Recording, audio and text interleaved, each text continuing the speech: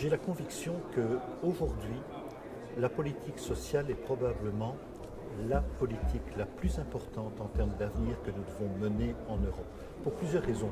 D'une part, l'Europe a besoin de cohésion, et la cohésion, elle se fait dans l'harmonie sociale.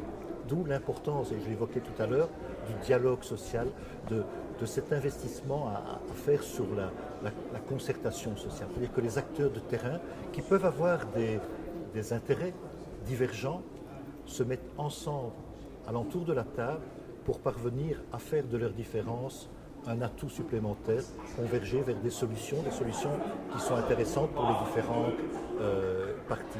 Pour moi, la première des choses, c'est la relance de l'emploi.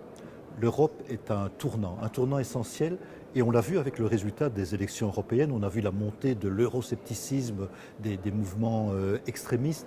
Eh bien, c'est lié en grande partie au fait que jusqu'à présent, l'Europe n'a pas pu répondre à ce problème important qui est de permettre à chaque Européenne, à chaque Européen d'avoir un job. Et donc, si on veut relancer l'emploi, ça veut dire qu'il faut relancer l'économie, qu'il faut créer de la croissance intelligente, de la croissance durable. Et ça passe pour moi par plusieurs éléments qui sont essentiels. D'une part, c'est l'investissement dans la recherche et développement. Et on le sait, nos secteurs auront de l'avenir s'ils sont en capacité de produire et d'inventer les produits de demain, les productions de demain, ce qui va pouvoir se consommer, mais surtout s'exporter. Et le deuxième élément qui va avec la recherche et développement, c'est la formation. Parce qu'une entreprise, c'est du capital, un investissement, ce sont aussi des travailleurs salariés. Et la capacité d'une entreprise à être performante, elle dépend aussi du niveau de formation de son personnel, de sa main-d'œuvre. Pour moi, c'est deux éléments essentiels, relance économique et le côté social, avec l'accent sur la formation, et notamment la formation en alternance. On constate que nous avons des problèmes dans les métiers de recrutement, dans les métiers technologiques. Eh bien, je pense que doper la formation en alternance en Europe serait une bonne réponse par rapport à ces problèmes.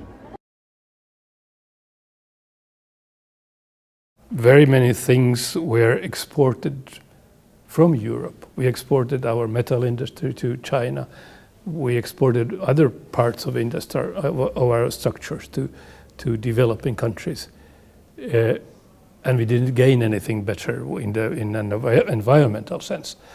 And now we have to sort of roll back and think of how we are able to create an industrial base for Europe, because if we don't have an industrial base, then it's goodbye. Je crois qu'aujourd'hui, on a trop négligé le développement industriel.